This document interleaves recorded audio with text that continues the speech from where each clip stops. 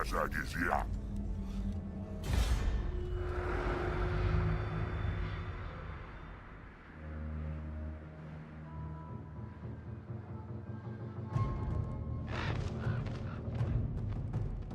War comes.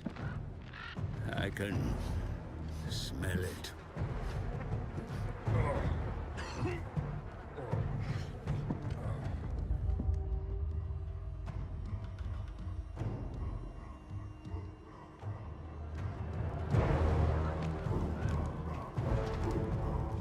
The old world teaches on a blade's edge, but a steadying hand may yet save it.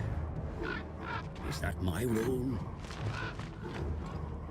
Alas, nothing is grand. I am merely a humble advisor to Grimgor Ironhide, the most brutal of Black Orcs. Even that bestial intellect recognized a use in me.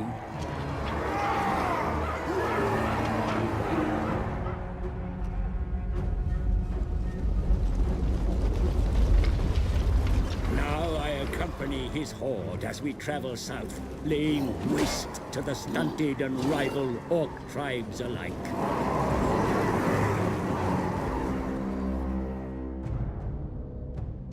Deep in the Badlands, Gorfang Rotgut, master of Black Crag, challenges his superiority.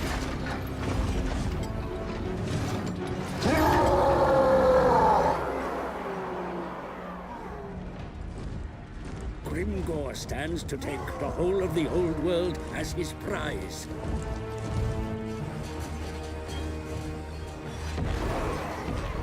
But first, he must vanquish Rotgut and take Black Crag as his new capital.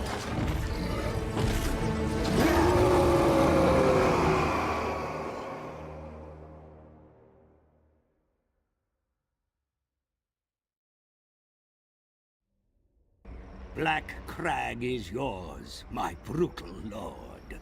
The Badlands beyond lay open for conquest. This area is dominated by tribes of inferior Greenskins. On the plains to the west, Rotgut's Red Fangs mass against you, angry at the loss of their stronghold. Proving your utter superiority over Gorfang should be your first calling. Vanquish the Red Fang, and tribes of lesser orcs will flock to your banner, freeing your mobs to look further afield for lands to conquer. The stunted dwarfs that dwell in the mountains around you should provide plentiful quarry. You can't let that black orc Grimgor have all the fun. There is a reason they call you the Slaughterer. Show them all why.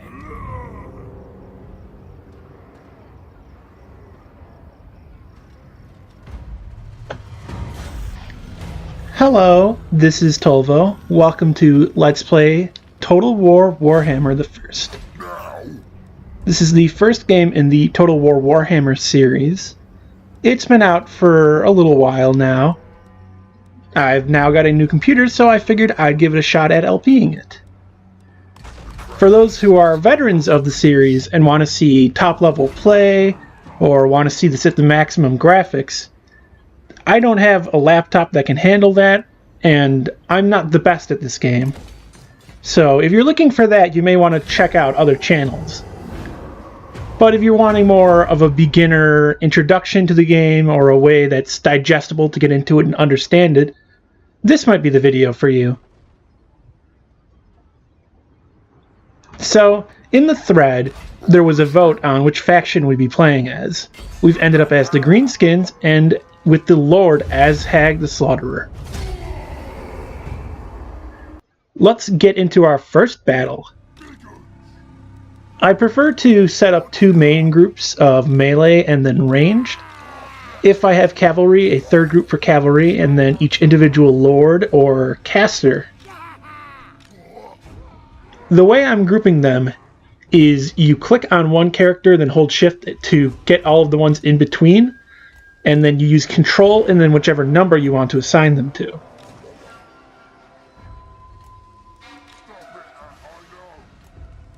a lot of games function like this. You can also set up positioning.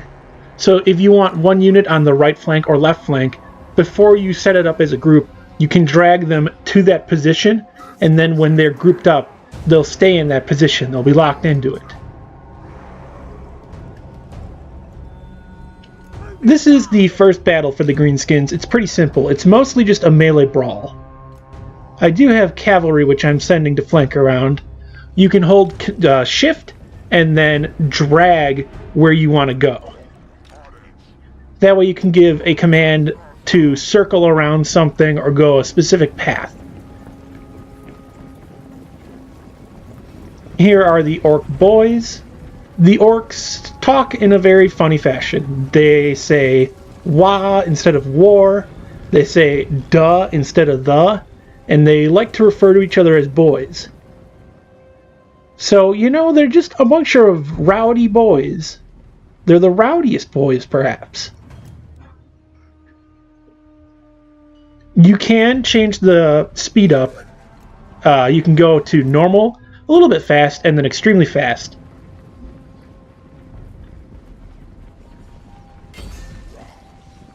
When approaching enemies, I prefer to exchange missile fire, but I do not have much in the way of missiles yet. Orc boys are a pretty solid, basic melee unit at the start. They are shielded. Shielded units are resistant to missile fire. Similar to how things worked really in history. Shields were great for dealing with arrows.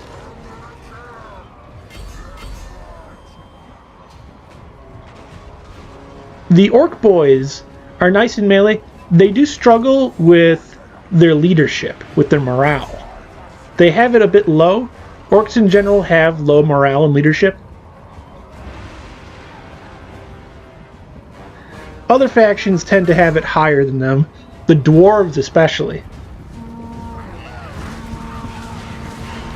Goblins have perhaps the littlest leadership possible. They will run away very easily. A thing about the orcs, though, is they can take a beating, flee, and then come back with their leadership regained and rally. Also, we're getting to see Azhag the Slaughterer fighting the enemy leader. Azhag is not the best melee combatant. He can do it, he's competent at it. He's more useful later on as a caster. We're going to have to do a quest to unlock his crown so that he can begin casting spells. There are multiple lores in this game. Each lore of magic has its own spells. Azhag is not of the lore of the Little or Big Wa, which are the main orc spells. Instead, he has the lore of death, which is more related to the vampire counts.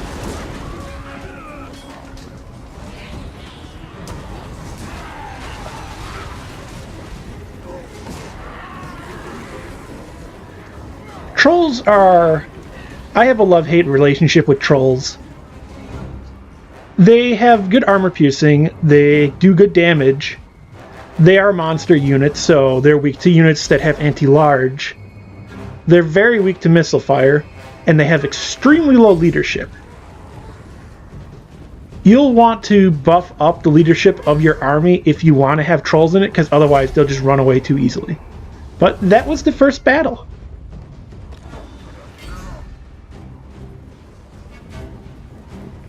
Just wanting to make sure that I kill the enemy lord. It doesn't matter as much early on, but later on killing enemy lords is very useful because they'll have to be replaced with a low-level lord, but this lord is already low level, so the one replacing them doesn't make too much of a difference. After battle, you have multiple options of what to do with your enemy. For example, the Greenskins can eat them, execute them. I can't remember what the third option is, and I'm watching in a preview window that's very tiny, because I can't figure out how to get it bigger. Still learning Vegas Pro. But you'll get different abilities out of them. I believe the third one is to ransom people. If you kill and eat them, you get replenishment. After battle, replenishment is used to regain soldiers that have died. Also, here is the overall map. It's fairly large. It encompasses the Empire, Bretonnia, the forests of the Wood Elves, of Norska, the Chaos Wastes, the Dwarven Holds, the Vampire Count's lands of Sylvania. It's very large. But as I was saying, you can execute your captives as well, giving leadership for future battles, which can be pretty useful for the Greenskins. And you can ransom them, which lowers your replenishment, but gives you money.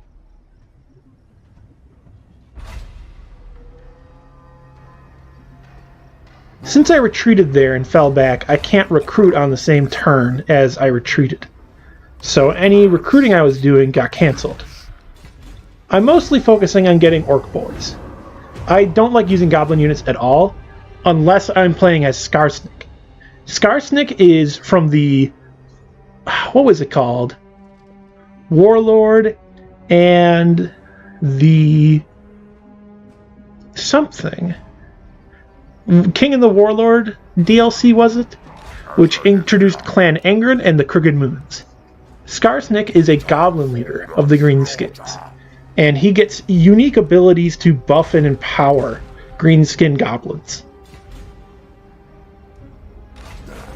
For Azhag, I prefer an Orc army.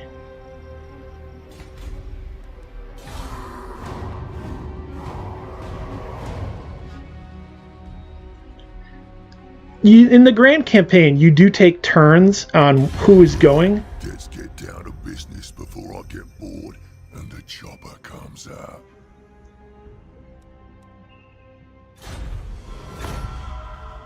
That there was a bit of diplomacy. Diplomacy can be done on enemy turns or your turn when an enemy is doing their own diplomacy with you. But as I was saying, I prefer Orc armies for Azhag the Slaughterer. Greenskin Goblin ones for Skarsnik. That shouldn't surprise anyone.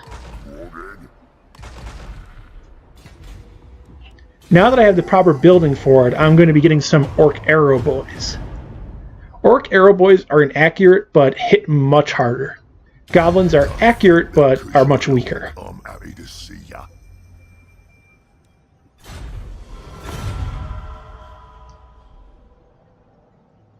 When recruiting, you have an amount that you can recruit the number of people per turn. 3 is very typical in your local province. You can also recruit globally, but we only have one area currently, so recruiting globally is pretty useless. Recruiting globally takes more time and costs more money, but you can recruit units from anywhere on the map.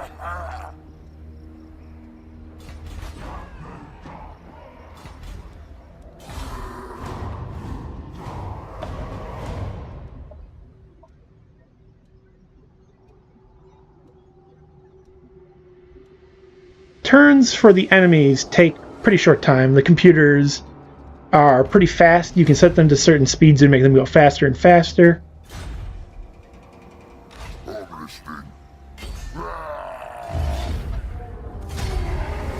Right there, I auto-resolved. You can auto-resolve most battles except for quest battles. And that is a Regiment of Renown. Regiment of Renown were added with DLC to the game. The King and the Warlord added ones for the Greenskins. Regiments of Renown cost extra money, but they're more powerful than normal units. Territory expands, Savage Lord. Yet there are many lands to conquer. In time, I foresee war with the greater tribes of the Badlands, as well as the stunted kind that dwell beneath the mountains. Keep your axe sharp. For Mork and Gork, watch your progress with interest.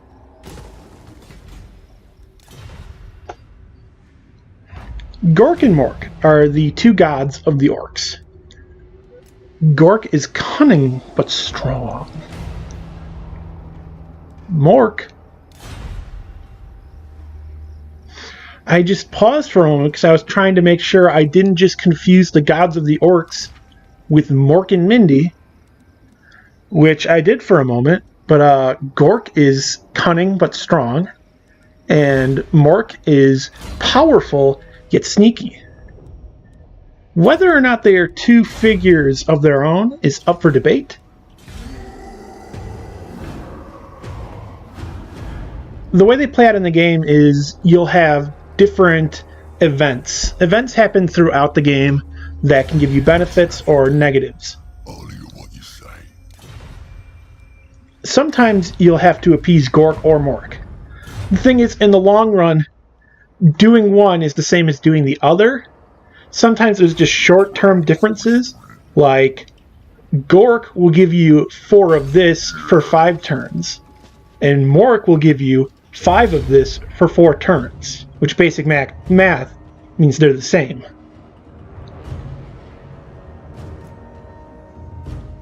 Also, it is time to do a quest battle against the dwarves. Early on, the dwarves are kind of tricky to fight. They have very high armor and are very entrenched units with high leadership.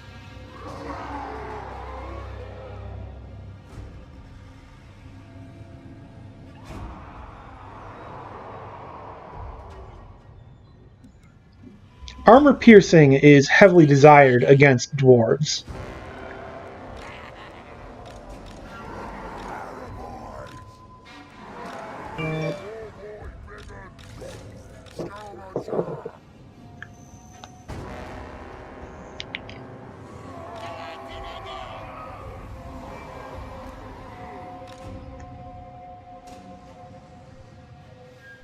Just setting it up. You can set up so that your missile units are in the front or in the back. Missile units are able to go into skirmish mode, which means they will retreat and fire when they can against enemies that are approaching them. This works better in Total War Warhammer 2, where the AI is better. The nice thing about Orc Arrow Boys is in melee they're still pretty strong, because they're still just big hulking orcs.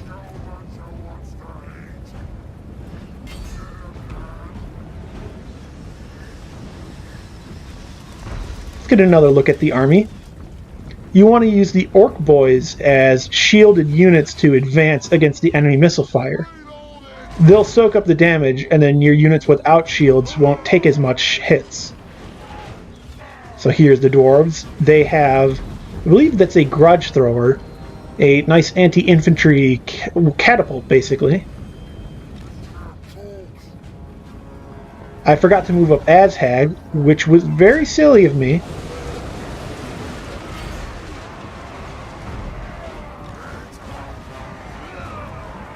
You want to be careful with missile units. There is friendly fire, so if you're just firing straight into a melee with all of your units in it, you can hit your own people. And with the inaccuracy of Orc Arrow Boys, it's a very high possibility. Now what I'm doing here is I'm using them to single target out groups. With these units on the flanks, I'm flanking. Flanking is very important in this game. Units that are flanked lose leadership and are attacked from behind or the sides and take extra damage.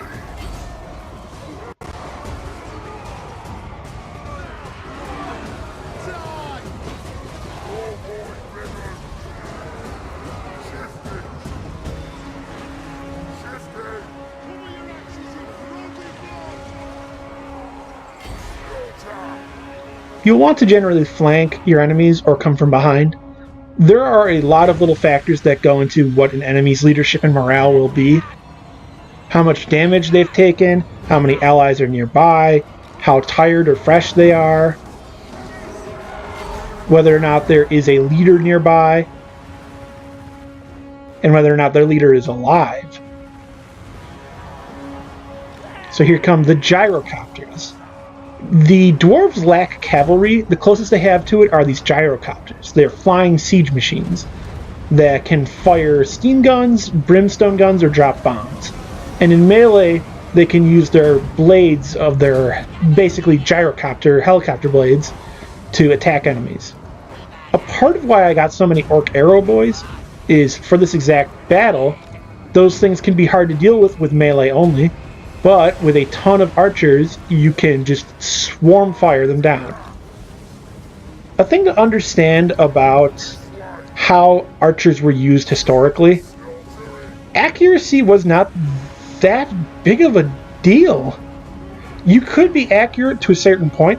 When firing over certain distances, though, it didn't matter as much, and volley fire mattered far more. You're not going to be aiming for individual targets typically, you're going to be firing for a range or an area, and then you, along with other archers, are going to swarm that area with arrows or bolts or quarrels, whatever you're firing or whatever you're throwing.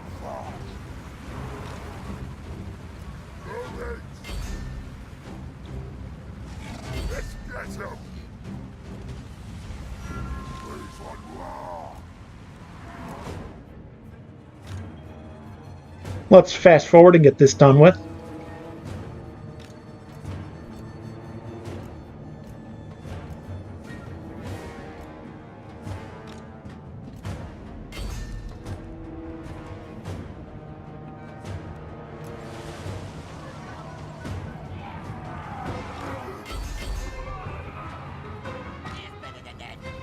Now, accuracy in this game can matter when you're trying to single out lords or very specific units.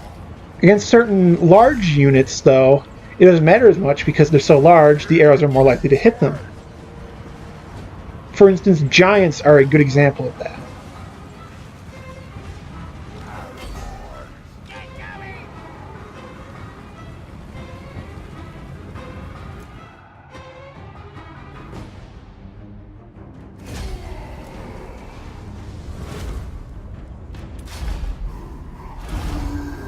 So there are multiple ways for matches to end. You can have different types of victories or defeats, such as close, decisive, valiant, pyrrhic. They'll affect your unit replenishment, how much gold you make, and the morale of your army. Now, since I've been doing some fights as the Greenskins, my fightiness is high up. Fightiness is very important. When it gets low, order goes down, your units are less effective, and you'll have to get fightiness back up by damaging your own units. When fightiness gets high enough, you summon a Wah, or as it's known, a Wah! That's their way of saying war, and they say, we're going on a Wah. We're going to Wah. It's Wah time, baby. Perhaps not the last one. They don't say that. When a Wah is summoned, it's an additional AI-controlled army that'll fight for you. You can direct it where you want it to go, and it'll fight alongside you in battles, if you so choose. As for Azhag the Slaughterer here, Route Marcher is generally a must-have. That campaign movement is very important. I'm going to be building him to work a bit more as a sort of leader of orcs, instead of as a melee combatant. And then when I unlock his spells, I'm going to build him focused entirely as a caster. Now, Grimgor is the other Greenskin Lord option. He is a very powerful melee fighter. He is super tanky. You can just throw him in as this big brute of an orc, and he'll just defeat most people in melee combat. There are some lords that can defeat him, but just base, Grimgor is one of the most powerful in the game. He unfortunately does not get any mounts, so he will always be on foot. There are some advantages to that, but there are other disadvantages. For instance, Grimgor can get up on walls always. He'll be walking alongside your infantry. Certain mounts will lessen your health or lessen your armor or make you deal less damage, but they generally make you faster. Azhag the Slaughterer, though, is able to ride Skull Muncha. Skull Muncha, we will be getting later on, is a wyvern that allows Azhag the Slaughterer to fly above the battlefield. Dragons and wyverns are pretty good mounts that are effective in melee and are fast and give you a lot of versatility of where you can go. They allow you to escape from battles more easily.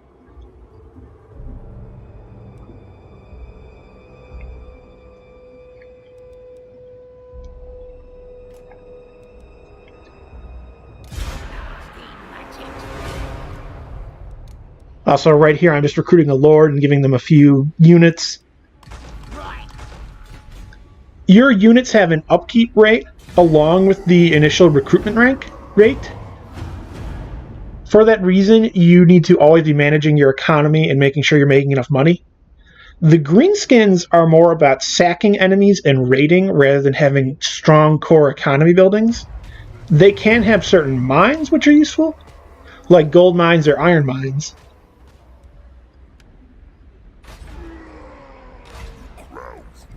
But you want to generally be on the offense and attacking and taking from others.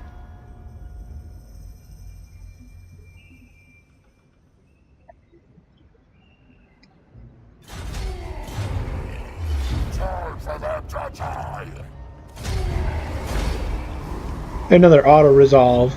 I'll be using that a lot because there's no need to fight every single battle. It can take up quite a bit of time and just be not as interesting to watch the same type of battle over and over again that aren't as impactful. I'll do it for main battles and little important pieces. I'll also be doing more editing down as time goes on so that you don't have to see all of the same stuff over and over again. I can watch somebody do managing of buildings for long periods of time, but I don't know if everyone else can. So for your main settlement, you want to design it so that your high tier objects will be there and your low tier stuff goes to your other settlements because they're lower tier and can have them. But I'll be talking about that more in the next episode of Total War Warhammer 1. This has been Tolvo, and I will be seeing you next time. I think I already said that, didn't I? Well, egg on my face. I'm using that phrase, right? Egg on my face? For doing something stupid? Whatever. I will see you next time.